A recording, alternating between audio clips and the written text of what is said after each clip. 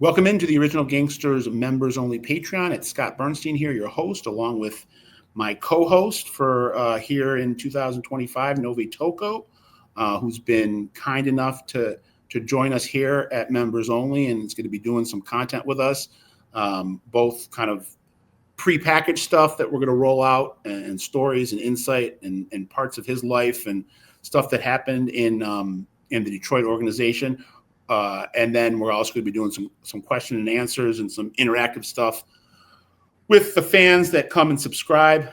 Let us know here, both me, Nove, and Benny behind the glass, drop some comments on what you're liking, what you don't like, what you want more of, what you want less of, and we will act accordingly. So I wanted just for a quick 10, 15 minutes to talk about something that I've written a little bit regarding, but Nove can color it up a little bit. This nexus point between outlaw motorcycle clubs and organized crime. It's been something that, it's been a partnership in multiple cities that have existed for quite a while. In Detroit, the Outlaws motorcycle club is the big international brand. And back in the 80s and 90s, the boss of the Outlaws was a guy named Harry Tocco Bowman. He was a Detroiter. He wasn't just the boss of Detroit. He was the boss of all of Outlaws Nation across the globe. He actually grew up in the Port Huron area in like Marysville. Came down to Detroit in the late 60s and joined up with the Outlaws, became maybe vice president late 70s, early 80s, and then president in 83. And then as the decade went on, he got into some dispute. He got into a dispute with the Giacalone crew regarding dice games and some backdoor casinos and who had control of what game. And eventually there was a murder contract put out on him, and it was given to some of Nove and his guys. And luckily, cooler heads prevailed and nobody got hurt. But I want Nove to talk about it a little bit because, I don't think the reason it got put out, I don't know if was legit. It looks like there was some puppeteering behind the scenes and some like manipulating of narratives to get it to the point where Tony Giacalone wanted Tocco killed. But I also don't think, and you can tell me if I'm wrong, I don't think you guys or the guys that were giving you the orders really knew the reach of Tocco Bowman. And if that would have happened, what the ripple effects could have in theory been. Can you kind of just talk about the situation? Yeah, well, the situation was I had in 1988, I was a guest of Uncle Sam for a few years, and I had returned to Detroit in 91 or 92.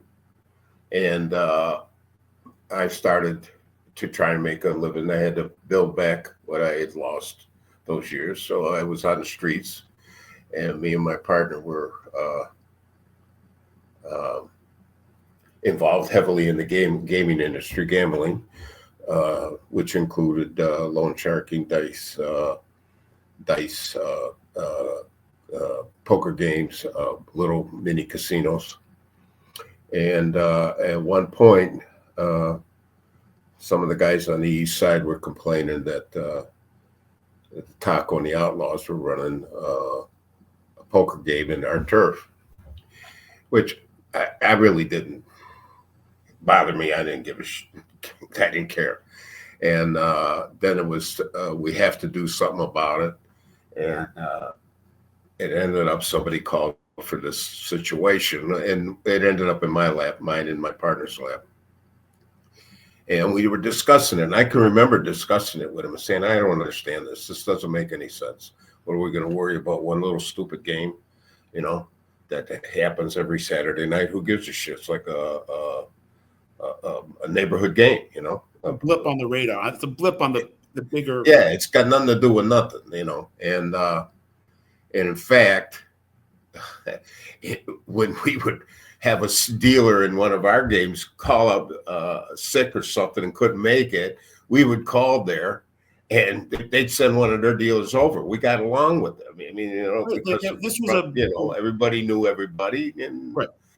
And anything. Anyway, it came down, and so all right, we got to do what we got to do, and we started doing our homework, and the FBI got wind of it. The FBI came to me and my partner and said, Tocco's looking to whack you guys. They also went to Tocco and said, the outfit's looking to whack you guys, specifically me and my partner. So it's got around on the street because of their involvement. It got around the street. Everybody's talking. One day, I'm at the place where I did business, and an old friend of mine that I hadn't seen in years came in, and he said, "May I speak to you?" I said, "Sure." He says, "Listen," he says, "I know you for many, many years since you were a kid." I said, "Yeah." He says, "I know Tocco. I don't understand why my two friends are at each other's throats." I said, "You want to know the truth? I don't know either." He says he doesn't know. I said, well, he says, "If I set it up, would you guys sit down and talk?" I said, "Yeah, as long as it's in public and nobody has to worry about anybody's safety." He says, "Yes." Okay. We sat down and talked. I looked at Tocco. I said, "Tocco, you want to kill me?" He says, "No." He says, "You want to kill me?" I said, "No." I said, "What the hell is this all about?" Neither one of us knew what it was about. Later, actually, me and Tocco became friends. I used to run into him all the time. Tocco, incidentally, was an intelligent man. Very, very intelligent. You know, and he had he had an organizational ability and a leadership ability. I can remember running into him many times in the Eastern Market. And one day, I can remember this one day I said, "Tocco," he says, "Yeah." I said, "You look like a damn college professor with a jacket on with the patches and the glasses and your hair all tied back." He started laughing. He says, "Ain't it a bitch?" You know, he was that kind of guy. Anyway, we believe what happened was the Jagiellones got a hard on for this guy because he took a game away from Jackie. Billy's son, Jackie. And they wanted it stopped. And he was, you know, they were involved in running a lot of drugs and cranked through the Outlaws were through the gentlemen's clubs on 8 Mile Road. right? Which was not our business, was my business. I didn't care, you know.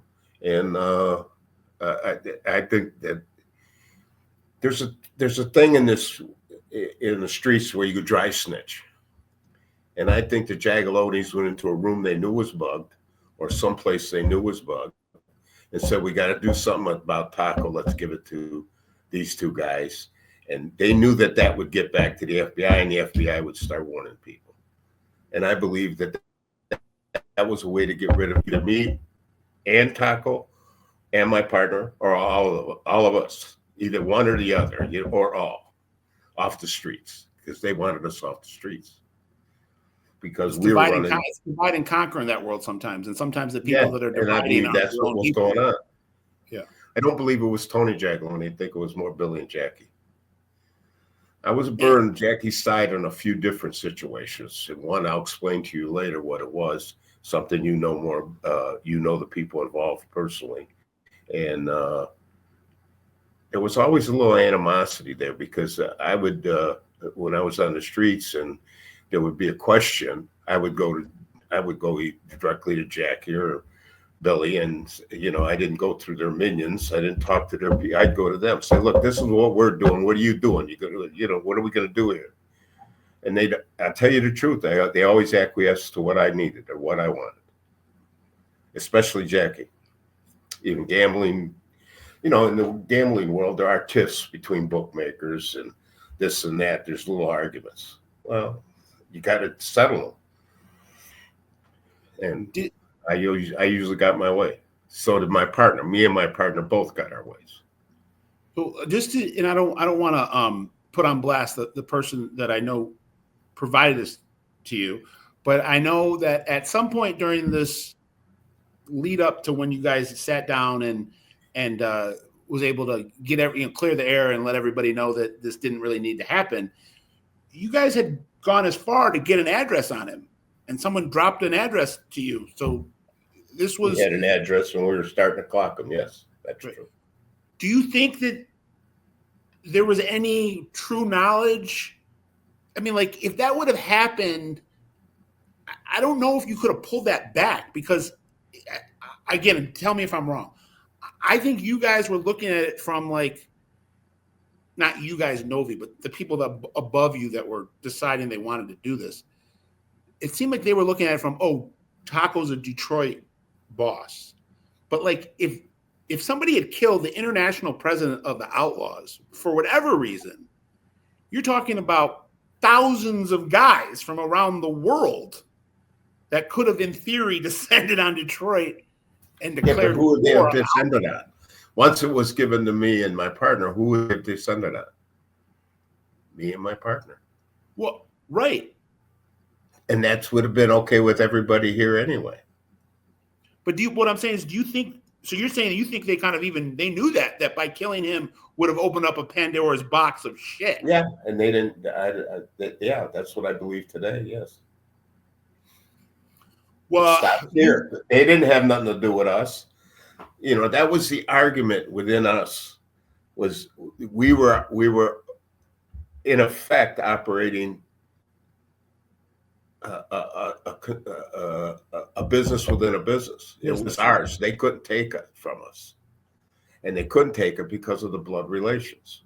Right. I mean, there were arguments about that. There were conversations about that, and the easiest way to get rid of us is go against an enemy like that, cause an incident, and then they pay the price, meeting me and my partner. What did your Uncle Tony think of, not necessarily Tocco per se, but what did he think of outlaw bikers? I never actually talked to him about it.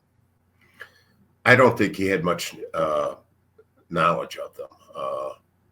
There were a few clubs in Detroit that were just local clubs that, right, you might have had a run into with an individual, and it was nothing to smash them, go against them. That would have been nothing. I don't think anybody understood the extent to which the Outlaws existed at that time. You know, it's I think that one thing that interests me, or that's interesting to me, I should say, is that the Italians are interested in other Italians and what's going on in other cities and stuff. Some, but it doesn't seem like there's a ton of interest. And I can just tell you from the content that I produce now in the 2020s, the Italians don't care about what's going on in the biker world. They don't care what's going on in the African-American drug world. But on the flip side of the coin, the bikers are interested in what's going on with the Italians, and the blacks are interested in what's going on. There's more of like a reverential, these guys in some cases pattern their operations and their lifestyles after, I don't know if you know about the Black Mafia family, which came out of Detroit and the biggest black organized crime group in history.